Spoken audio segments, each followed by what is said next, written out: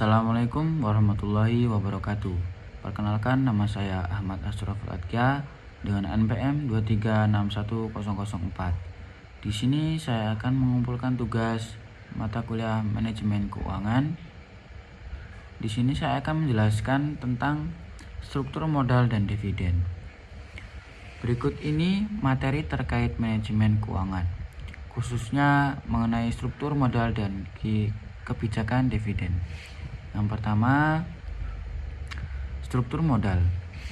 Struktur modal mengacu pada komposisi pendanaan suatu perusahaan yang terdiri dari hutang hutang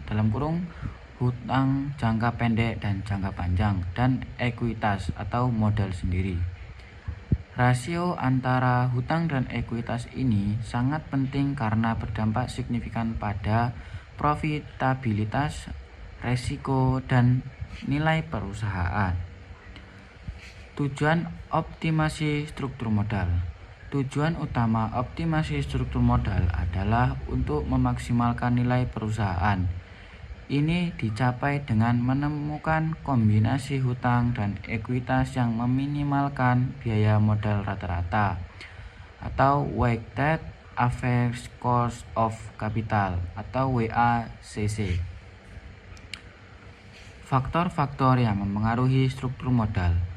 Beberapa faktor kunci yang perlu dipertimbangkan dalam menentukan struktur modal yang optimal antara lain. Yang pertama, resiko bisnis.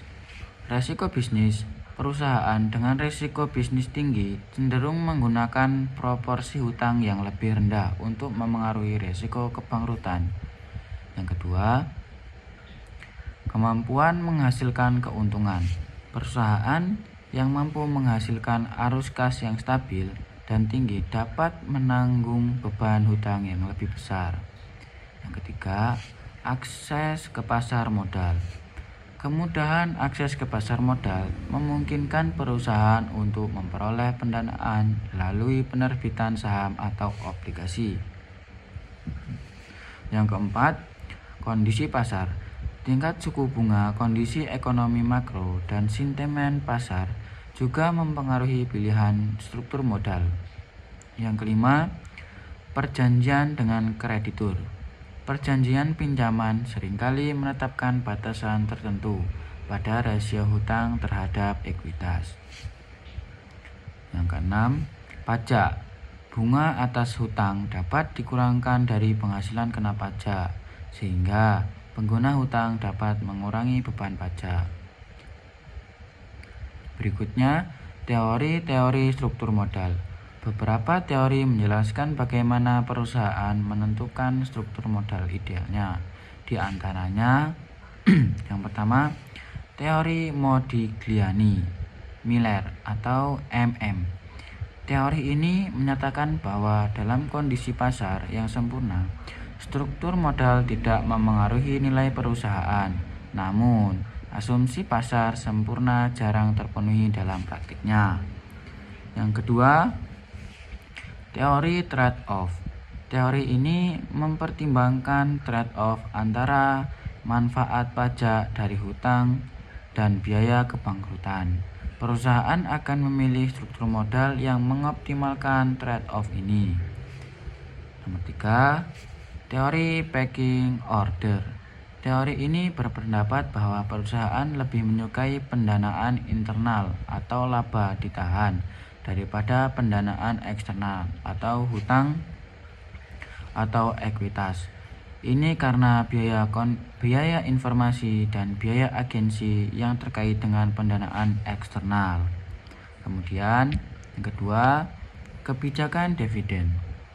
Kebijakan dividen berkaitan dengan bagaimana perusahaan mengalokasikan laba bersihnya antara pembayaran dividen kepada pemegang saham dan reinvestasi kembali ke dalam perusahaan. Keputusan ini sangat penting karena memengaruhi nilai perusahaan dan kepuasan pemegang saham. Yang pertama, tujuan kebijakan dividen. Tujuan utama kebijakan dividen adalah untuk memaksimalkan nilai perusahaan. Namun, terdapat perdebatan mengenai bagaimana hal ini dapat dicapai. Beberapa teori menyarankan bahwa kebijakan dividen tidak memengaruhi nilai perusahaan atau irelevansi dividen. Sementara yang lain berpendapat bahwa kebijakan dividen berpengaruh pada nilai perusahaan. Kedua, faktor-faktor yang mempengaruhi kebijakan dividen. Beberapa faktor yang perlu dipertimbangkan dalam menentukan kebijakan dividen antara lain. Yang pertama adalah laba yang ditahan. Laba yang ditahan adalah jumlah laba yang ditahan memengaruhi kemampuan perusahaan untuk mendanai proyek-proyek investasi. Selanjutnya, kebutuhan dana.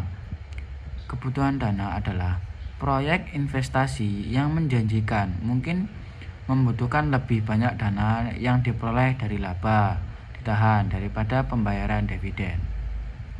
Selanjutnya, restriksi perjanjian pinjaman. Perjanjian pinjaman seringkali menetapkan batasan pada pembayaran dividen. Selanjutnya, kebijakan pajak. Pajak dividen dapat memengaruhi preferensi pemegang saham terhadap pembayaran dividen. Selanjutnya, siklus hidup perusahaan. Perusahaan yang masih tumbuh cepat mungkin akan menahan sebagian besar labanya untuk menandai pertumbuhan.